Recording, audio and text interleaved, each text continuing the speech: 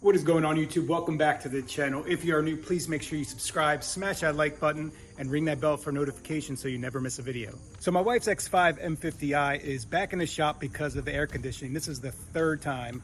Hopefully they get it right this time. But they were kind enough to give her this 2024 BMW 230i as a loaner while it's getting its repairs. I've never driven one, so I figured why not review it. Now, seeing these on the road, I was never really a big fan of any 2 Series, really, even the M model. After sitting inside of it, I mean, it's a pretty cool car, and I'll show you why. So let's go ahead and work on the exterior first. The first thing I noticed was these headlights and this gold trim that they have on it, which I thought it was pretty cool. The tire size on this model are 225 45 18s, and they are not staggered. They're all four, all the way around the same size. I do like how the rear end bumps out, gives it a little juicy booty. Now the rear end, this is something that was off-putting for me when I would see them on the road, or the tail lights. The design close up, they look nice, but seeing it driving down the road, it just doesn't look right. I don't know, it just doesn't feel like a BMW. It looks more like a Japanese car. It doesn't give it an aggressive BMW look. For example, Jason's 4 Series, you know, although it's an older model, the size is a little bit bigger. It just looks more proportioned to the car. But that's just my personal opinion. Let's jump on the inside. Now this is an M Sport model.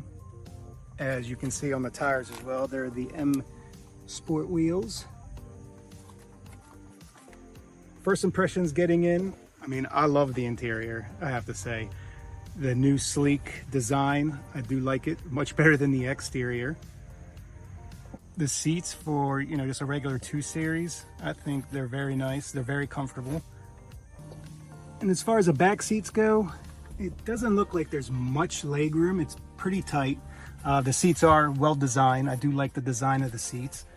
It does come with cup holders here and a little tray in the middle as well.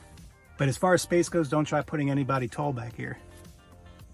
The digital display is huge. I mean, from the driver's side, it spans all the way over to the passenger side right here.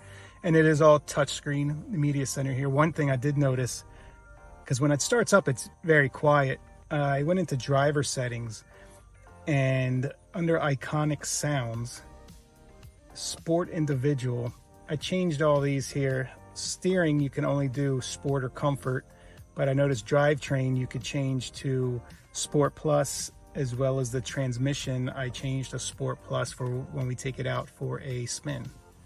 The center console is very well laid out, you know, your traditional BMW setup.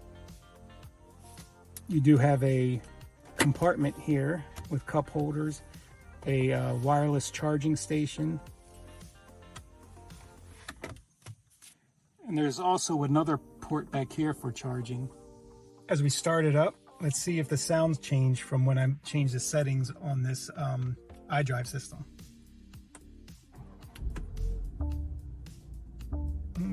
No, still pretty quiet.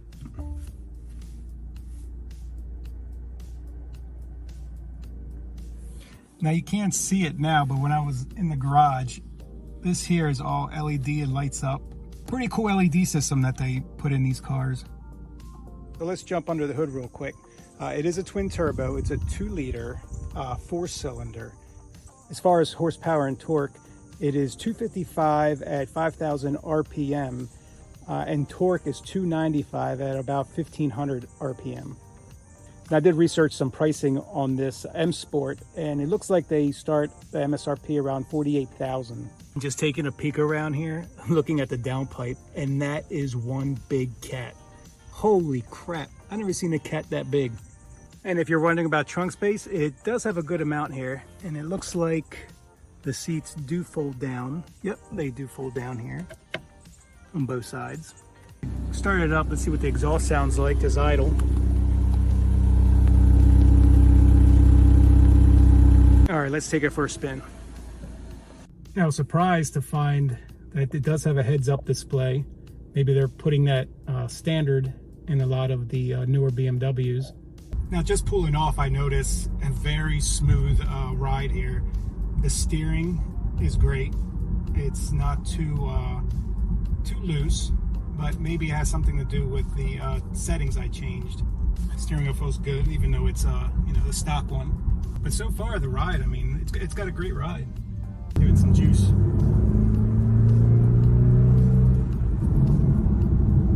Yeah, for a 2 Series, I mean, it's got great pickup.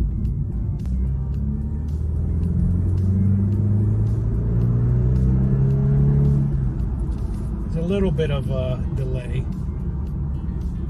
I don't know if the M Sport has a little bit more horsepower and torque than a non-M Sport model.